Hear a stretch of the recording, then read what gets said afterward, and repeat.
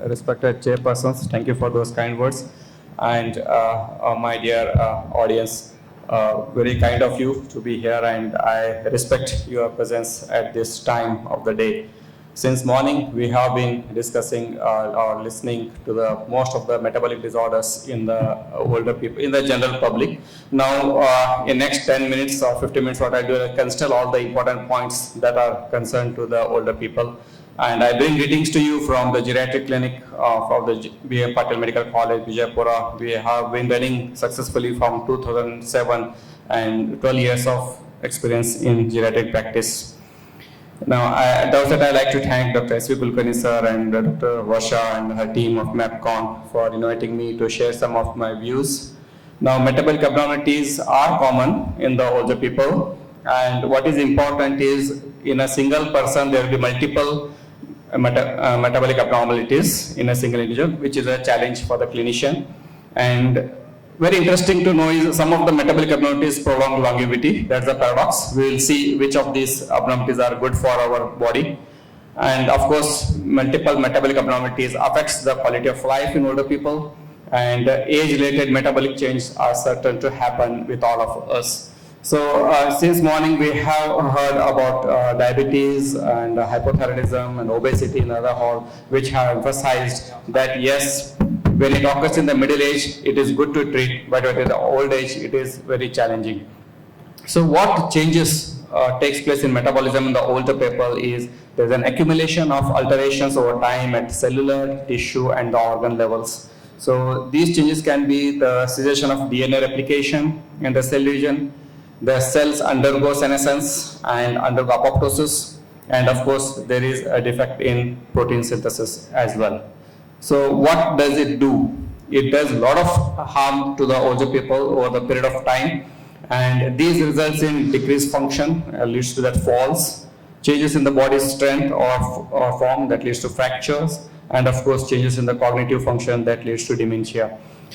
Now the metabolic abnormalities holds a special place usually in the theories of the aging, where the mitochondrial theory of aging says that the accumulated DNA damage in mitochondria is a cause directly related to the metabolic disorders in the older people that one needs to be considered. Now, coming back to the list of the metabolic disorders in the older people, it has all the diseases have been discussed in detail since morning. I'm not going to discuss in detail. Now, what is the difference between older people and the younger generation is the older people come with the caveat, that is a special situation like sarcopenia and frailty, which again add to the challenges while treating for the physician. And second thing is, in older people, as I mentioned, multiple disorders comes in a single individual. Again, they form a challenge for us to treat. And third is, by the time they become senior citizen, older people, all these diseases which have their acquired at the age of 50 and at the age of 65, 70, they come with the complications of these diseases. So for a geriatrician and a physician like all of us, the challenges are more while handling a metabolic disorders in the older people than in the younger age group. So we have the list, we have the multiple diseases in the same person, the complications of this, as well as they come with riders, sarcopenia and frailty, which adds a lot of challenges. And most of the times in the clinical scenario, even as a physician, I feel that I cannot complete the examination and the treatment pattern in a one setup. We need a multiple setup to deal with such cases. Now, how metabolic abnormality differ in older people? In just two things, I want all of you should know. There's something called homeostenosis, which we all know. So because of this, it is the homeostenosis leads to insulin resistance, changes in the body composition, physiological decline in the growth hormone, insulin-like growth factors, and sex steroids. That is very, very important as a part of homeostenosis. So homeostenosis and metabolism, they never go hand in hand. They are against each other. And of course, age is an important risk factor for developing metabolic disorders in all of us. Second is autophagy.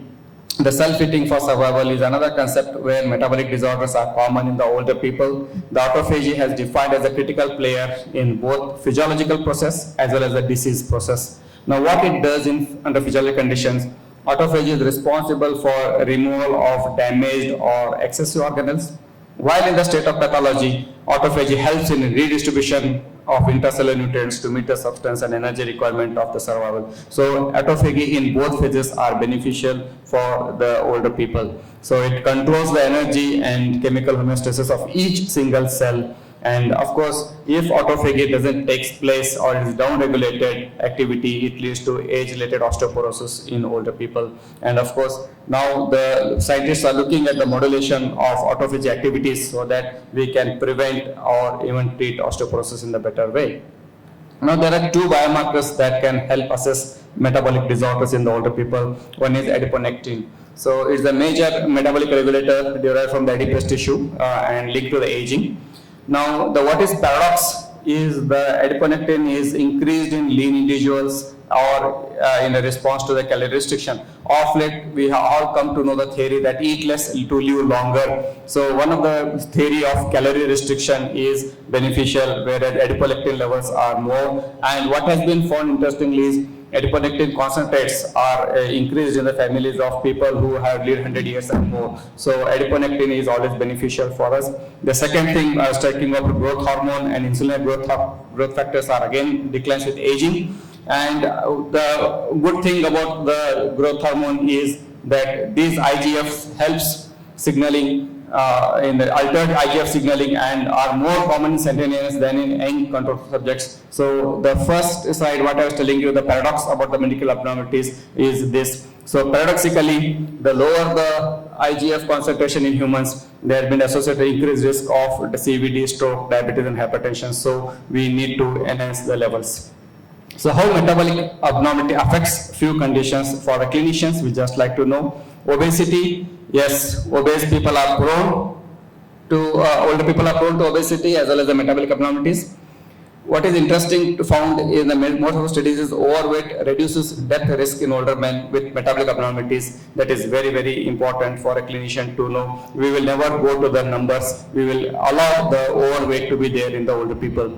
This is supported by a study done recently published in 2018 that obesity, metabolic abnormalities and mortality in older men. They have found that metabolic abnormalities mortality was lowest in the overweight participants but highest in the participants with the normal weight. So it's always the message from this study is always try to be on the overweight or not even obese but overweight, not the normal weight. And these findings suggest that recommendation of pursuing a normal weight may be wrong in overweight older men, especially in those with metabolic abnormalities. So the statement comes from the study that whether to treat or how to treat obesity in the older people is controversial because of the costicity of established guidelines, but because of the obesity paradox. What they have found now is the apparently protective effect of obesity in this age group and live longer. Now second is sleep. So insufficient sleep triggers gene expression related to oxidative stress and immune response, DNA damage and cellular senescence. So sleep deprivation leads to cognitive decline, impaired performance, attention and memory. So if older people are devoid of sleep, we need to counsel them and help them to have a good sleep so that they will not develop the metabolic abnormalities. The third and the most important aspect that older persons are prone to develop is dementia because of the metabolic abnormalities. Diabetes itself is one of the commonest risk factor to develop dementia in the older people, apart from all the other metabolic abnormalities that we have been listening since morning. Even hypertension, hyperlipidemia, obesity can all help patient to develop dementia over a period of time.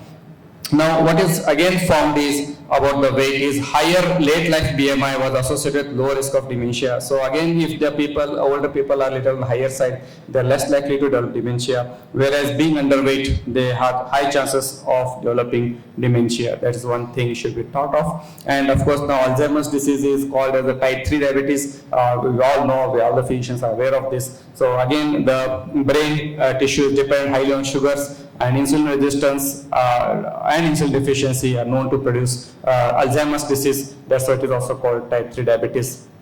So among a diabetes patient, insulin resistance is another metabolic abnormality which is observed in older adults.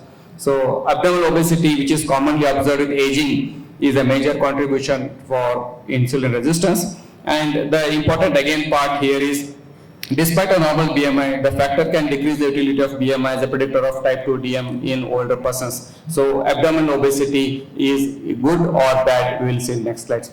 I told you there are two riders that come in the older people. This is very challenges for the geriatricians, especially practicing sarcopenia and frailty. So sarcopenia is a progressive and generalized skeletal muscle disorder involving accelerated loss of muscle mass. And of course, it again leads to insulin resistance, and as a consequence of sarcopenia, placing it in viscous cycle of skeletal muscle loss and metabolic dysfunction.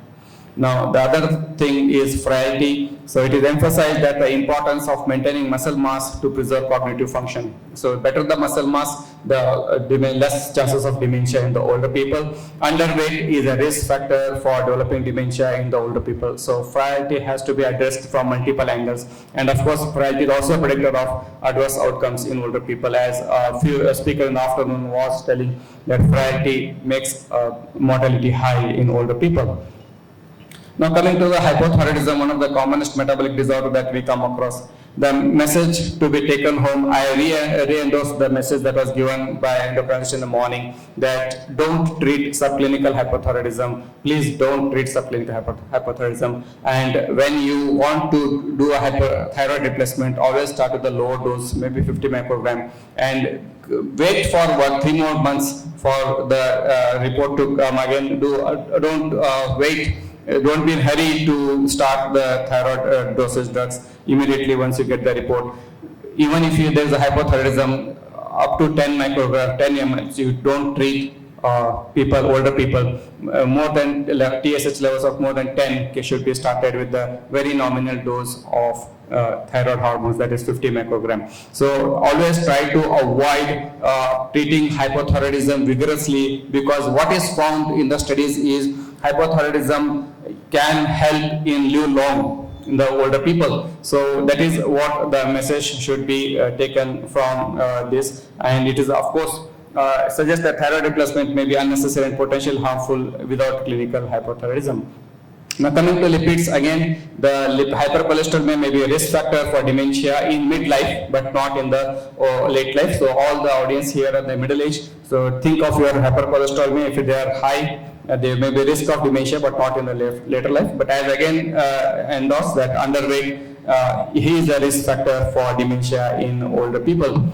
Now what is interesting for the physician should know is that with aging, the fat is stored in strange places like muscle or the liver cells rather than fat cells wherein it's intended to be stored. So the role of BMI in recording body mass index in defining obesity is a question mark in older people. So what the most authors they tell is to go for waist circumference rather than body mass index. So body mass index has no role in identifying obesity in older people. I'll justify it in the next slides. So the metabolic abnormality on the bone in the older people, osteoporosis, we all know what it is. It is a painless, symptomless thing that comes to our clinic. Only when they develop a fracture, we make a diagnosis of osteoporosis. Of course, it again leads to increased morbidity, mortality, and worsens the quality of life. So as it has been emphasized, the anti-epileptic, the selective serotonin inhibitors, steroids, they all induce bone. And the only good thing is bisphosphonates and parathyroid hormone can help the glucocorticoid induced osteoporosis to reverse. Now coming to the approach, now what I was telling you is about the body mass index regarding weight and the height. So that is not valid in the older people. What is more valid is waist circumference should be recorded as it is mentioned, shown in the photograph. So waist recording in the Asian population, more than 90 centimeter for men and more than 80 centimeter for women. Up to that is normal. More than that is considered as obesity. And of course, also we should record blood pressure, blood sugar levels, LDL regularly in all the older people coming to our clinic at least once in a year to identify the hidden metabolic disorders. So friends, what the take-home message from abnormalities that are common in older people that we all come across in our day-to-day practice, that older people come with multiple metabolic abnormalities. In a same person, multiple abnormalities, its complications, and they come with a lot of side effects also. So they are a silent companion in the older people. We need to identify and treat slowly, step by step. Of course, it leads to poor quality of life, polypharmacy, and increased morbidity, which has been discussed in the previous classes. And few abnormalities do help live long, So as a clinician, we should not be in hurry to treat all that is abnormal in the reports, on the blood reports. So we will wait and watch, because certain things like hypothyroidism and obesity are for the benefit of to live longer. Then we should not be vigorous to treat them so that they can lead a healthier life. Thank you for your valuable presence and listening.